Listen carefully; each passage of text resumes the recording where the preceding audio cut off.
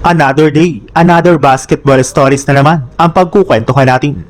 At ngayon nga ay pag-uusapan natin ang balitang pinagtatawanan ng po ngayon ang Detroit Pistons at ang balitang handa ng pong Los Angeles Lakers sa Game 2 laban sa Houston Rockets.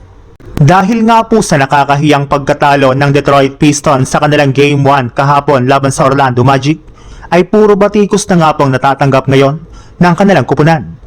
Pinagtatawanan na nga po sila ngayon ng mga fans at analyst at tinatawag na nga po sila ngayon bilang worst first seed sa history ng NBA. Sa kabila nga po ng napakadominante nilang performance ng nagdang regular season ay kitang-kita nga po na hindi sanay ang kanilang mga manlalaro sa pisikalidad ng playoffs. Halos lahat nga po ng kanilang mga players ay kabado maglaro kontra sa Orlando Magic. Kaya kine-question na nga po ng mga fans at analyst ang kakayahan ng Pistons na makasabay sa mga pinakamalalakas na contender sa Eastern Conference. Bumagsak na rin naman nga po ang tsansa ng Pistons na magkampiyon ngayong taon. Dahil paano nga po sila makikipag-compete sa mga championship contender kung saan 8 seed pa lang na Orlando Magic ay sobra na nga po silang nahihirapan sa kanilang serye. Kaya maaari nga po na maaga na naman silang malaglag sa playoffs ngayong season.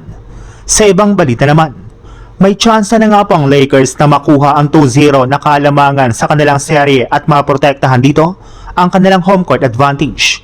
Kaya kailangan na nga po ng Lakers na ipakitang muli ang 100% nilang lakas sa kanilang next game at mukhang iyan na rin naman nga po ang balak gawin ng kanilang coaching staff.